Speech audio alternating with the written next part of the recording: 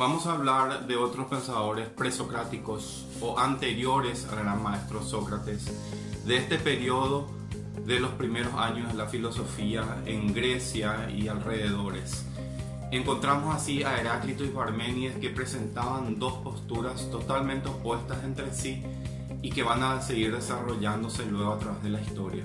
Heráclito representaba el cambio y Parménides la permanencia por ser el gran filósofo del ser. Heráclito, en cierta manera, era conocido por la dificultad de su doctrina y le decían el oscuro. Como los filósofos de su época, también buscó el arjeo principio originario de todas las cosas y se dio cuenta que lo común en la realidad era el cambio o movimiento, es decir, el devenir. Entonces él formuló su idea de pantarei, que en griego significa todo fluye.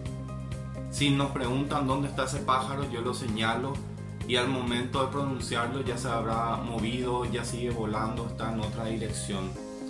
De igual manera, Heráclito había dicho que nadie se puede bañar dos veces en el mismo río, porque al siguiente momento o al otro día o en otra circunstancia las aguas ya cambian, son distintos los peces, la vegetación alrededor, incluso el mismo bañista ya no es el mismo.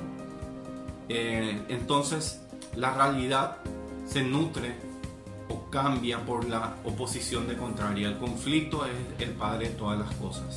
Es una lucha fecunda que está regida por el logos, que sería la razón o inteligencia. El universo es un cosmos, es un orden, ¿verdad? De esta manera el frío se calienta, lo caliente se enfría, el día sucede a la noche y la noche al día. Es decir, la permanencia es solo una apariencia. En la actualidad estas ideas tienen todavía bastante vigencia para entender la filosofía de la naturaleza, incluso en la física, cuando hablamos de que el universo permanentemente está cambiando y que sigue un proceso de entropía. Lo contrario a lo que dijo Heráclito es justamente lo expresado por Parménides, el filósofo del ser, quien decía: existen dos mundos. Está el mundo sensible, ¿verdad? Este mundo que nos rodea, es el mundo material o el mundo de los mortales o las creencias, donde los sentidos nos engañan y nos hacen creer que existe el cambio y la pluralidad. El mundo verdadero para él es el mundo inteligible, ¿verdad? El mundo que se puede conocer por la razón, y ese camino lo van a transitar los dioses. Tiene dos vías: la vía de la verdad, que nos dice que el ser es y es imposible que no sea, es decir, el ser existe y no puede no existir. Y está la vía del absurdo, que nos dice que el no ser no es y es imposible que sea. Porque es un absurdo, porque no se puede ni siquiera pensar. Como el ser no existe, yo tampoco puedo comprobar su no existencia. Parménides va a establecer entonces el primer principio de la lógica, que es que el ser es idéntico a sí mismo. Lo llamamos principio de identidad.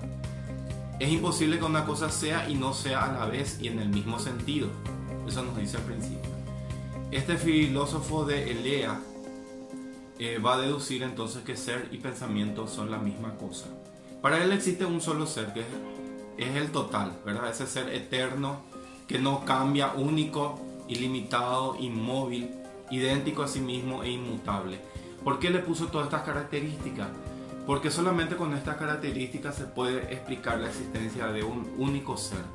Si nosotros decimos que se mueve, el ser tendría que moverse de un lugar a otro. ¿Y qué habría en ese lugar que dejó, en ese lugar que va a ocupar? El no ser, y es imposible porque el no ser no existe. De la misma manera no puede empezar a existir en un momento determinado o dejar de hacerlo, debería ser eterno. De lo contrario habría un no ser antes, un no ser después, y eso es imposible. Por más de que parezca un poco complicado su doctrina, tiene muchas implicaciones y nos ayuda a entender qué es el ser, o como decimos, qué son los seres. Posteriormente van a venir otros filósofos, entre ellos por ejemplo Empédocles, de Agrigento, que vivía en la actual zona que hoy conocemos como Italia. Él era pluralista, decía: existen cuatro principios: agua, aire, tierra, fuego, que crean y destruyen las cosas a través de las dos fuerzas que son el amor y el odio. Entonces el ser humano va a ser una especie de microcosmos donde están en armonía esos cuatro elementos. Y Demócrito, que en cierta manera va a cerrar con su respuesta, lo digo teóricamente, tal vez no históricamente, la preocupación por el primer principio, porque él va a decir que es el átomo. El átomo que forma todo lo que existe en el universo, y entre los átomos va a existir el vacío. Hoy en día es el nombre que se le da al principio de todas las cosas, y en cierta forma podemos decir que se anticipó a la ciencia moderna. Átomo en griego significa lo que no se puede dividir o cortar. Pequeñas partículas, ¿verdad? Para Demócrito van a estar unidas estas por ganchos. Son incomprensibles, indestructibles, eternos, en constante movimiento. Su agrupamiento va a explicar la existencia de las distintas propiedades de la materia. Vemos que a través de sus reflexiones va a inspirar a los científicos, y gran parte de lo que él dijo va a concordar con la realidad. Era un materialista y mecanicista, y otra cosa interesante fue que él especuló que las especies podían extinguirse, contrariamente a lo que se creía en su época, y en lo cual también va a tener bastante razón.